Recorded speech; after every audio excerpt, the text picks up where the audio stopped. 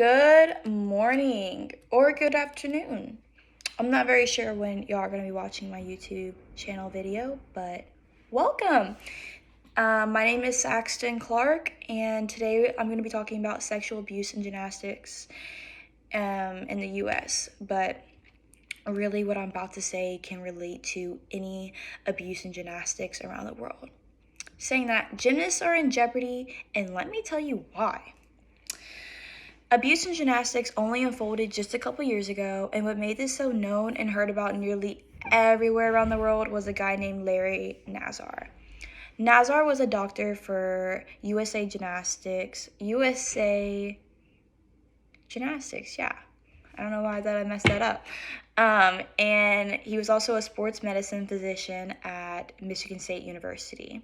He was condemned to 40 to 175 years in prison, and he also received an additional doom for 60 years in prison for child pornography, which is disgusting. Saying that, if you publicize the facts and information that I'm going to tell you today, then gymnasts will have a substantial chance of not being abused in the future. So please just listen.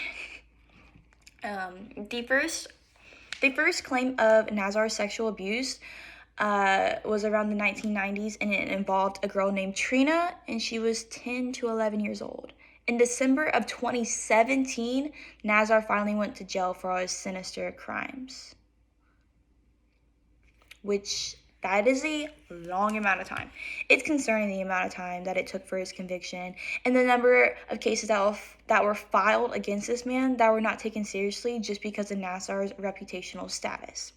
I believe there were around 125 women that spoke out against Nassar, and over 300 people that filed lawsuits against him. So it's ridiculous. Nevertheless, when all the claims were made against him, the deals that went on behind the scenes to keep this on the hush and to be quiet. For example, there's a girl named Ali Raisman. She was an Olympic gymnast that was Nassar's patient, and she was pretty much told to be quiet, and she thought she was doing the right thing. She didn't want to tip off the investigation that was going on because she thought that something was going on, and she trusted them, and she pretty much wished that she never did trust them. Another example is a girl named Michaela, which was also a gymnast of Nassar's, or a patient, and anyways, Michaela won the gold medal in 2012 at the Olympics in London, and she was threatened with a $100,000 fine if she spoke out against Nassar's abuse. Eventually, Michaela's coach, named Sarah, I believe, she reported the incident, and it's just very complex of how the authorities handled it. Pretty much, let me sum it up for you. She reported, Sarah, her coach, Michaela's coach, reported the incident, and it took the FBI over a year just to investigate the claims and talk to the gymnast. And it's still unsure what the U.S.A. Gymnastics reported to the FBI, but concerns were raised over their honesty, clearly, because if the U.S.A. Gymnastics truly reported what was all going on, the FBI would not have ever delayed that. Personally, that's what I believe, but y'all may have different thoughts and ideas.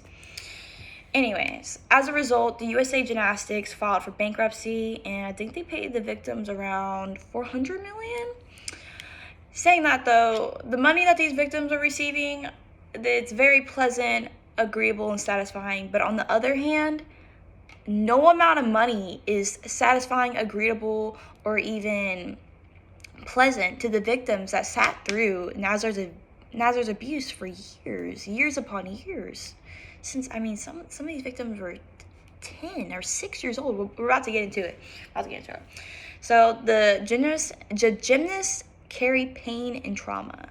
And for example, there's a girl named Stevens, and she was just 6 years old when Nazar started abusing her. Pretty much what would happen is Nazar's and Stevens' family were very close, and Stevens' family would go over to Nazar's house around every single Sunday and have dinner. And Stevens tried to say that Nazar was abusing her, but her family didn't believe her because Nazar and her family were so close.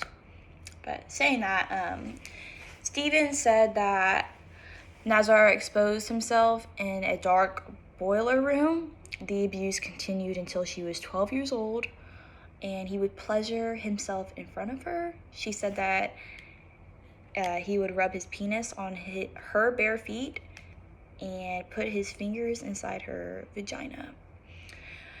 Anyways, it's sad, it's sickening what the victims went through. The agony he created will remain forever in hundreds of these gymnasts' hearts and minds.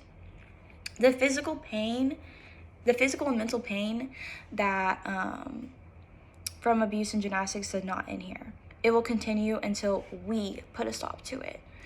It took nearly 27 years for this case to be publicly heard.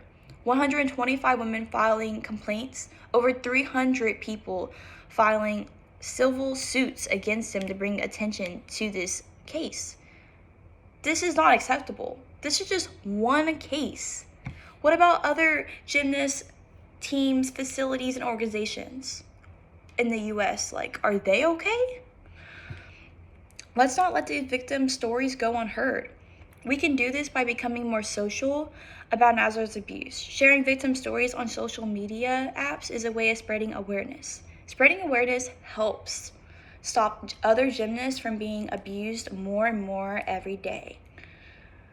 Because the organizations that are supposed to be protecting and aiding these gymnasts are clearly not. So let's try. Thank y'all so much for listening, and I hope y'all have a great day.